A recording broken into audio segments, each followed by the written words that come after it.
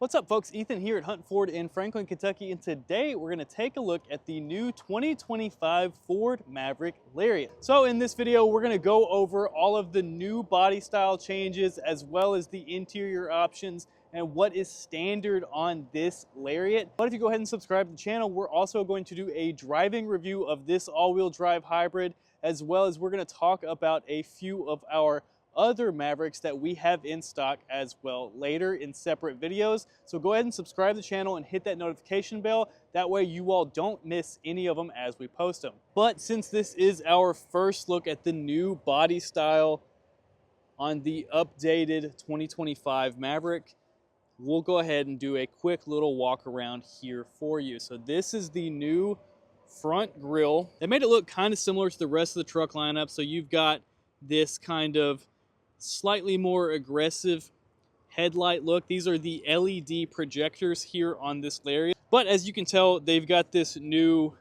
kind of bumper design here that kind of makes almost a U shape underneath the grille. This grille has some of these chrome accent inlay on the kind of black plastic there. I don't know that I'm quite sold on this after seeing it in person. Y'all tell me what you think about it down in the comments below. It's one of those that I think that they made a few changes to make them all look a little bit more kind of cohesive as a brand. It may be one of those that has to grow on me, but I can see what they were doing. Over to the side, you've got your standard 19-inch wheels. They've got this black painted alloy with kind of a almost chrome brushed aluminum accent. They look pretty good. These are going to be on your Goodyear Wrangler Territory HTs. Let's see if I can get over here so you can see it. These are going to be 225 55 R19s. So a pretty decent tire, not going to be fully off-road capable, but decent tires that'll get you around. Again, this is an all-wheel drive hybrid. The benefit of that is that you can get not only the all-wheel drive drivetrain, but you can also get the 4K tow package. So that's going to come with a few extra features. You've got your upgraded setup back here in the back. You can have the 7-pin. One thing that's actually interesting here on the Lariats is that it's going to have this spray-in bed liner standard, as well as you're going to have the 400-watt inverters in these. So you've got your light and a plug in the back, as well as these rails are all going to be a part of the standard features on this Lariat. Let's take a look here at the window sticker. This is going to be a special ordered unit for $40,570. Now again, it's got some of that optional equipment. We are going to have some of those all-weather floor liners.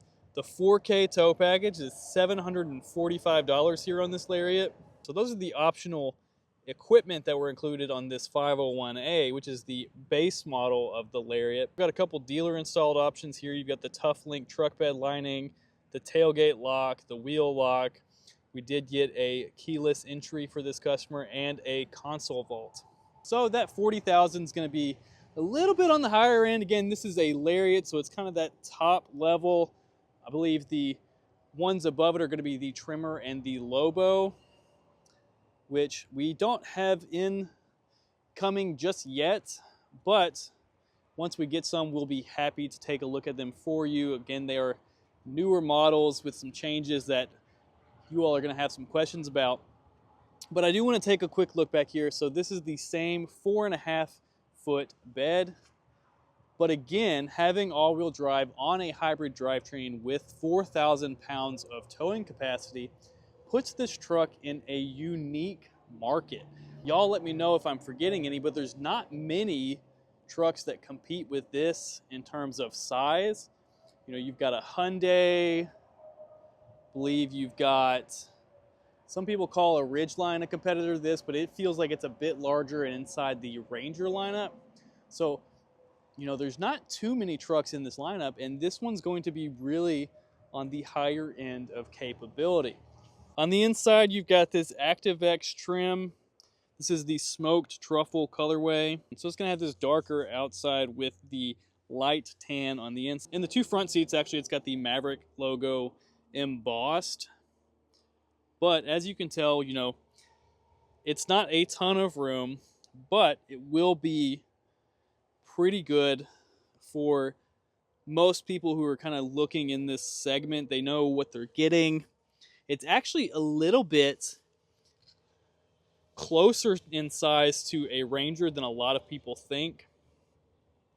This is built similarly on the Bronco Sport platform, so this is going to have a similar size as a Bronco Sport back here in the back. It's just missing a little bit of extra cargo room, but as you can tell, it's got a good amount of room. So this is a double USB-C here in the front or in the back with a 110. Again, you've got that 400 watt inverter, and they kept some of these storage features here. You know, you've got this unique grab handle, but that allows you room to hold a full liter water bottle in that cup holder. But a lot of the big changes are going to be up here in the front. So you've got a 13.2 inch LCD touchscreen. That's going to have Sync 4 with wireless Apple CarPlay and Android Auto. As well, as I'll show you, it does have 360 camera standard now. So here's a closer look up front. You've got that Maverick logo embossed. ActiveX is not quite a leather. It's kind of like a synthetic leather, almost vinyl combo. It's really reminiscent of that marine grade vinyl that you're going to have on some of the Bronco lineup. It's nice, it's soft, but if you are looking for that full leather, it's not quite there, but it does feel good to the touch. I'm going to hop in. It's like 12 degrees out today. Oh, 22. Sorry. 3, 2, 1. 3, 2, 1. So again, this is the new 13.2 inch LCD touchscreen that does have the Sync 4 system. So that's going to be your Apple CarPlay wireless and your Android Auto wireless, which is nice because here on this 501A Lariat, we do have a wireless charging pad.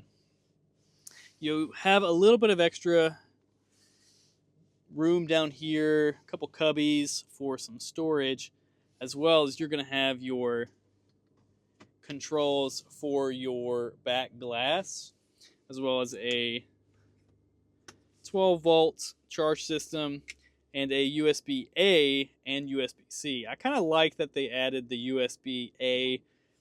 Some of us just quite haven't switched over all of our charge cords to the new USB-C. So it's nice that one of them at least has, you know, some compatibility for those older models.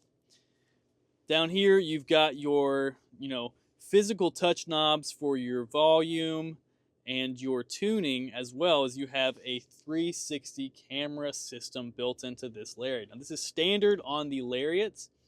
It's going to be a little bit of that extra safety features on the Ford Copilot 360. One thing I did notice is that here on the Lariat, especially if you put it into reverse, here on the 25 model, I don't know if this is unique, but it does have this tire track to show you where your wheels are going to go. I don't know that I've seen that on any of the new 25 models just yet. Maybe I've not played with them too much, but I did think that that's a nice feature. It is good to see the 360 camera start to show up. Ford's been doing this for a long time, so you've got different modes that allow you to see different things. You can see your hitch, as well as you can see the back of the mirrors. So really good functionality. That's one of those things that make this truck great for a metro area. You've just got a lot more visibility from a manufacturer that's been doing trucks for a very long time. Coming over to the steering wheel, you do have the adaptive cruise and the lane centering as a part of that Ford Copilot 360, as well as you're going to have that automatic emergency braking for pedestrians, auto high beams for your headlamps, as well as once the Job 2 builds start coming out with this, you are going to have that Pro Trailer Backup Assist and Pro Trailer Reversed Assist here on these Lariats.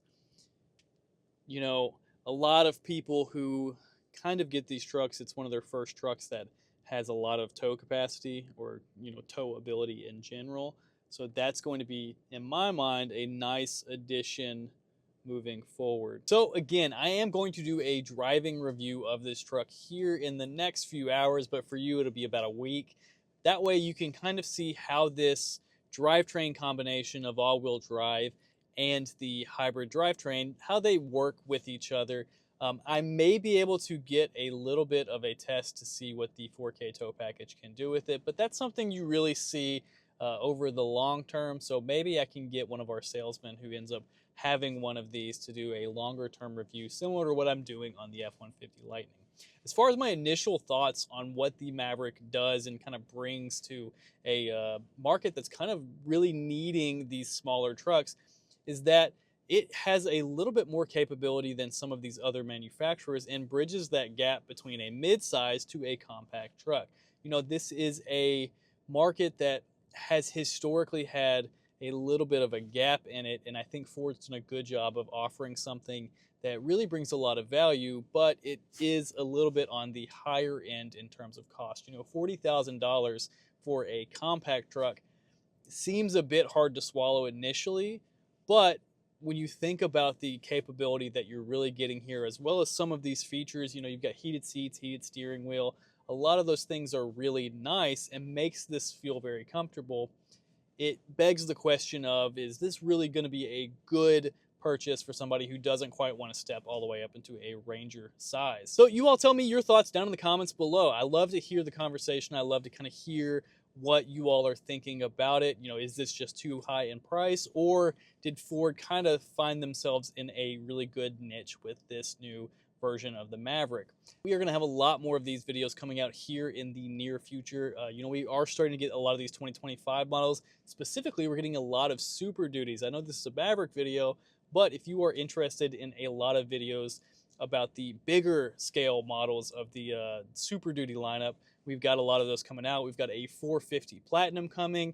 We've got two, actually, 450 Platinums, one with the new Black Imperium package and one with the standard Platinum setup. And that's going to be good because we're going to cover what that means, because there's no F450 Limited this year. So a lot's coming out here in the next few weeks. Y'all stay tuned.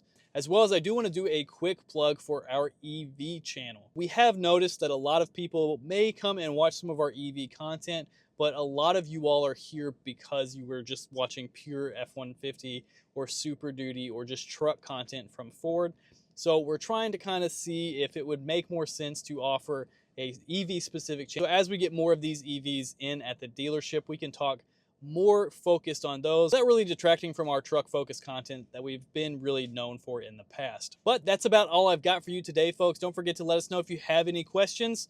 We'll catch you later. Before I get started too much in this video, I do want to go ahead and plug our EV channel over here. We have a lot more EVs coming in, whether they be used or some of the new Ford models, the F-150 Lightning, the Mustang Mach-E. We have a lot of interest here at the dealership. But this channel has historically been known for our truck content. So what we've decided to do is separate the two types of content into two separate channels. That way you all who are interested in purely trucks can have this channel to be really familiar to you and what you're used to. And if you are also interested in seeing that EV content, that's available over here at our Hunt Auto EV. We've got a lot of different models coming in. We've had a few Teslas that we're interested in. We've had a Volvo or two that's an EV.